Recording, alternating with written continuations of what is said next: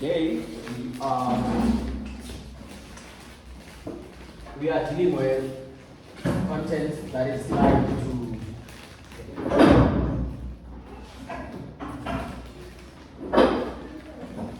today in particular we are dealing with the civil resistance in South Africa, right? And specifically in our ATPs, our dates or everything should be dated and ticked and highlighted, because I think we have dealt with all the bullet points that have to do with the Black Consciousness movement, right? Or you will agree with me that we have done all of them such that all of them should be ticked and dated when we get them. Then now we are moving towards the civil resistance in South Africa as per your ATP. I think it says, what does it say we need to be doing today?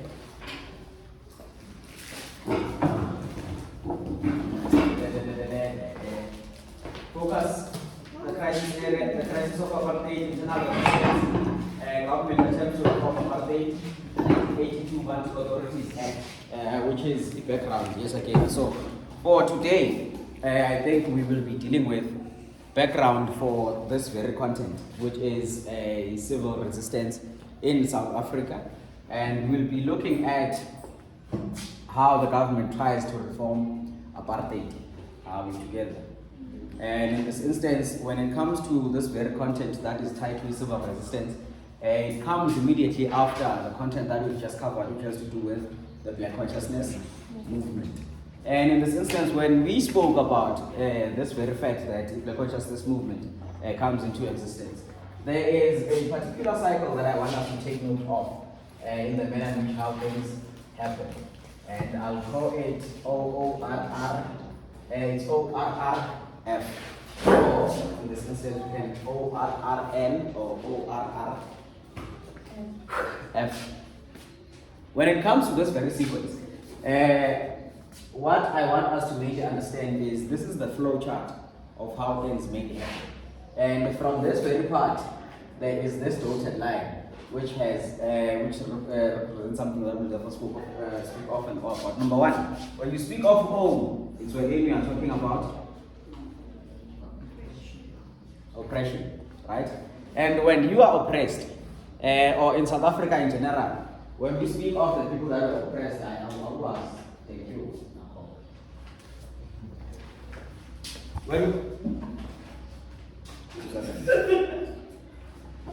Still good. Oh, that's very nice.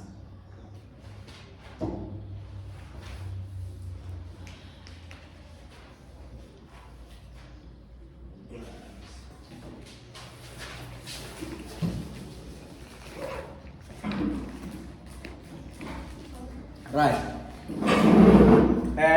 We were looking at the first R. We said the O stands for? The R will stand for?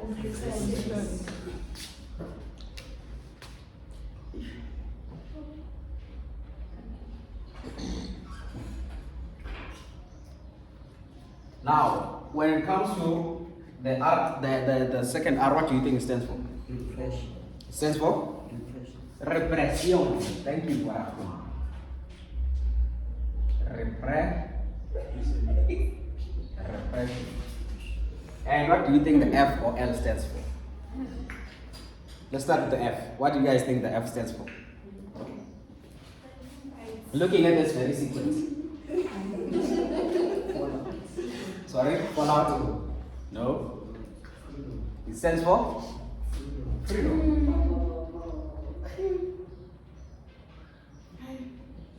And the L is? Liberation. Thank you for that one. So this flow chart is something that I devised when I was looking at how this content mainly happens, so that you can therefore identify each of these segments and what comes with a way mainly. So in essence, what we mainly have here is oppression as the root cause of everything, right? Resistance comes to meet that which is oppression, or there's no resistance without oppression. Everything starts with oppression in this context, in line with what we want to mainly deal with or discuss. So what we have, we are not writing this date, we are writing it. That date will get me arrested. When it comes to this very content that has to do with the oppression, what we mainly are dealing with is the very fact that in South Africa at the point in time, or at this point where we are talking off and on about it, black South Africans or anyone that is not white in South Africa is basically facing oppression. And you do understand, or if you would remember, last year in grade 10, we dealt with what is referred to as African nationalism, right? And when we spoke about African nationalisms, we spoke about the very fact that blacks are going to unite because of what they are facing, which is tied to oppression. And that is in the 1900s, in the early 1900s as a matter of fact.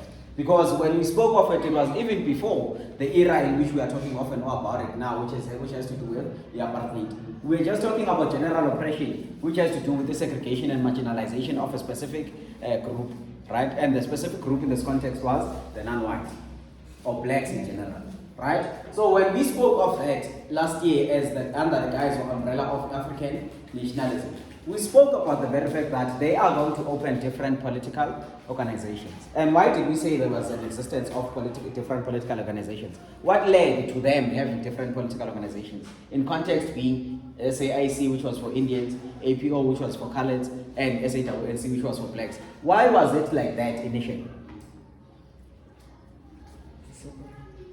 To separate, or separate what? The races. Why races? Why did it have to be? Why did they have to be separated? They cannot unite and fight back against. Okay, but one thing that I need us to first have in mind is the very fact that that was not man-made. It was not the oppressor that was responsible for the spreading or the splitting of these organizations. There was something in particular. Yes, it has to do with the oppressor, but what I'm generally saying is the oppressor was not directly interfering with the very fact that these organizations need to exist in different means and ways. Indians had their own, colors had their own, and blacks had their own on merit of the treatments that they were getting, which were not the same, such that their complaints or their dissatisfactions were not going to be the same. The Indians had their own complaints. Yes, they were facing oppression, but not in the same manner as the colors. And colors were also facing oppression, but not in the same manner as blacks. So each of these people felt it necessary to have an organization that caters specifically to their needs. If you do remember, that is something that is yet again going to come about when we speak of the formation of the Black consciousness the Black consciousness as a philosophy, and that's the introduction of that very philosophy in an organization. What was the first organization to embody the Black consciousness philosophy? It was ISASO. And why was ISASO in existence? Where were they coming from? They broke from an organization in university. They are in university, yes, but where were they coming from in the context of organization? They broke away from INUSAS. Why were they breaking away from INUSAS? It's because of the very complaints. That way, the very, very, very foundation of the different organizations to start with, in the initiality of things. When we speak of INUSAS, it was an organization that caters to many race groups. And specifically, in this instance, blacks felt as though they were not generally represented in the manner in which they felt they needed to be represented. Hence, they were to break away eventually and form their own organization that would therefore embody this very fact or this very philosophy that we speak of as the Black consciousness philosophy. So, in this instance, when we speak of the oppression, it is never going to be met by resistance. And if you continue with the resistance, even beyond the repression, you will find yourself winning or being able to get to this very part of attaining freedom. I have this dotted line because it depends on whether the spirit of resistance continues or it is broken. Are we together? If you continue beyond the repression, because when it comes to resistance, it will be met by repression. I am saying oppression will be met by resistance, and resistance will be met by repression. If you can hold on to the resistance, you will be able to continue beyond the repression and find or attain freedom. But if you can't, everything starts afresh. Are we together? So we have this cycle that does not necessarily become a cycle. It has the ability of breaking away and thus becoming something else. And in this context is where we are talking about the oppressed have the ability to either resist. They have the ability to resist. And the possibility of them being able to live or to shift from repression or to go beyond the repression and therefore attain freedom. It depends on how much they can resist. In this context we just dealt with, we were talking about the black consciousness as a movement. And my question is, when it comes to how things made it happen, we had that which we refer to as oppression, right? And we spoke about the resistance. That would be encapsulated in that which comes to be ANC, PA, C, SA, C, P. I'll use those three as examples to make this point. We are saying these organizations were responsible for resistance, right? And what happened to these organizations? They were as part of. That means the resistors are the organizations, right? And in this instance, when it comes to repression, it is going to be them being banned. My question. After the organizations are banned, did we move forward or did we go back? No chorus. No chorus. Did we move forward or did we go back? One at a time. Rafiq. We went? By back you mean we went back to? Why, my good sir? Why we say we went back? After the organizations were banned.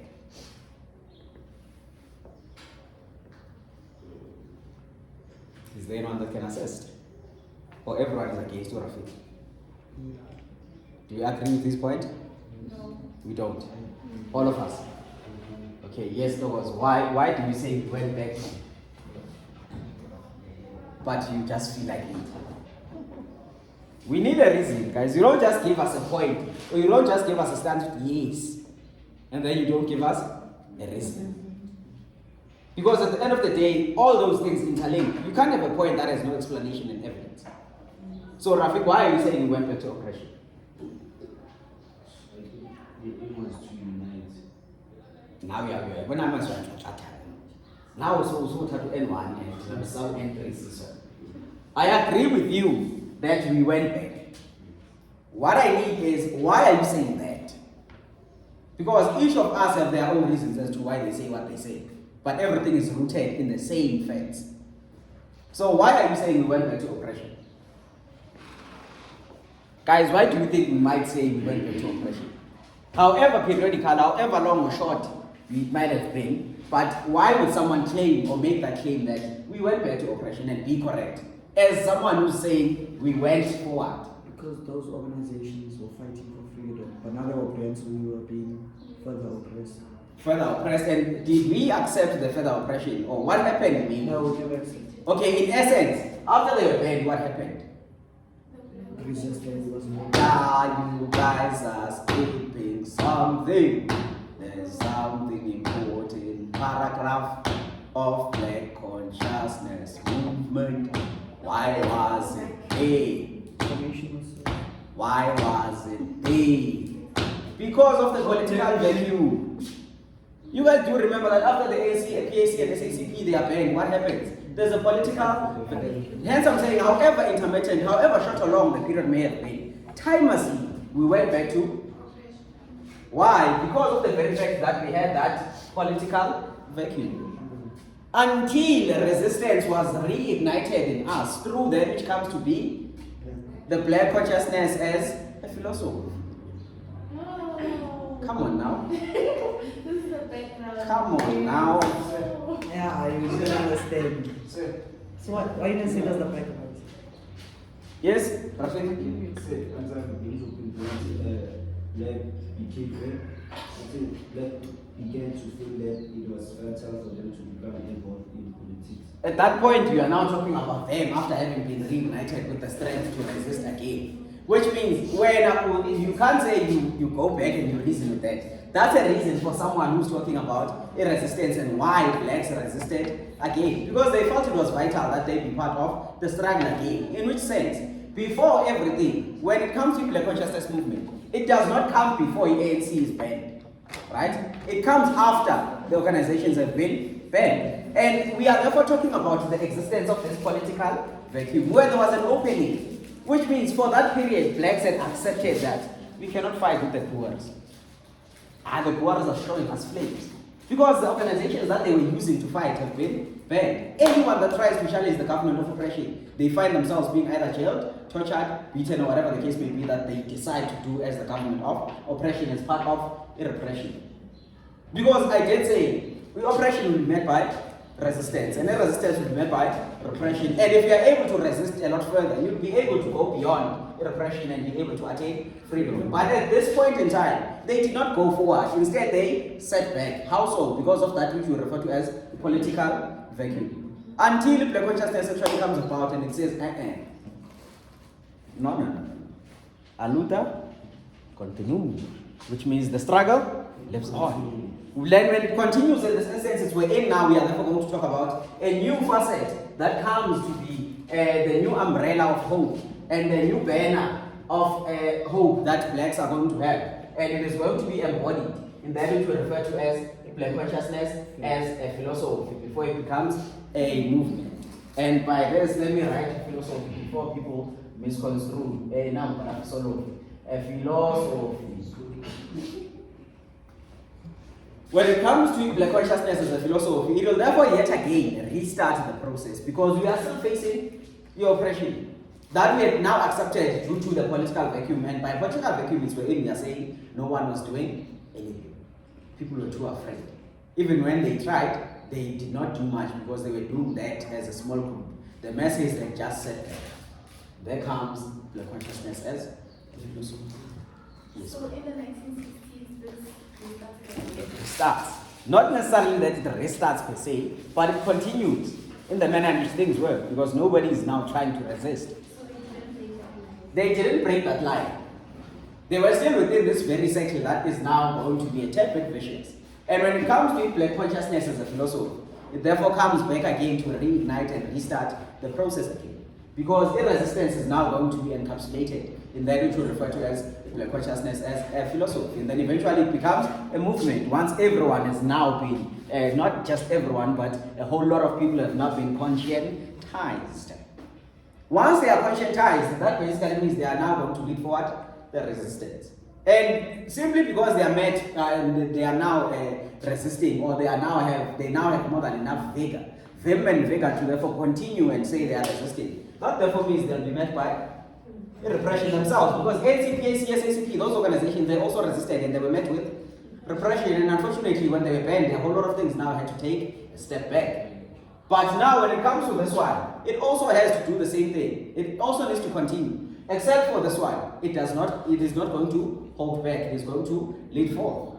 Such that even when it is met with a repression, things are going to break beyond, which means the very fact that black consciousness philosophy comes into existence will be one of the greater reasons for the possibility of them breaking this line and therefore attaining freedom or liberation. What do we mean? Let us remember the wise words of Steve Biko, wherein he said, "It is better to die for an idea that will live than to live for an idea that will Let's repeat. It is better to die for an idea that will rather than to live for an idea that will. In this context, that is something that is going to embody the whole lot of numbers that are going to follow black consciousness as a philosophy, such that they are going to either choose death or freedom. Because in this instance, when they are presented as an ultimatum, they are always going to choose freedom. But if freedom comes at the expense of death, they are going to be willing to push through and through. Such was the case with the NCPAC when they were banned. But a whole lot of people were like, we are not ready yet. They rather went to exile. And in exile, they lived. That's why they went into exile, because they lived. Those who were exiled, they went there because they lived. If you are going to stay within the country, living was not guaranteed. In essence, when it comes to your odds, death was more on your favor than life. That's why people chose exile. Now, in this context, when it comes to black consciousness philosophy, it is going to make it a point that people now continue with resistance. And the government will therefore come up with means and ways to say, okay, resistance, let us repress. Because resistance will be met by repression. Now, when the government tries to repress, it's wherein, fast forward to a point, you don't want to repeat content. Fast forward to that very point where Steve Biko dies. That is still part of repression, because they are trying to stop the resistance that is led forth by this man, that is Steve Biko. Which movement is that? It's the Black Consciousness movement. So when Steve Biko is dead, does the idea live on or die? It lives on, which means, unlike when the organizations were banned, these people are unwilling to stop. And even if you ban the organizations that are part of Black Consciousness as a movement, the idea will still live on. How does it live on? It's because the very basis of this movement, it was to conscientize and to free people, or to liberate, firstly, people that were enchained, then to refer to as mentally or psychologically. We don't say mentally, because mentally gives a connotation of madness.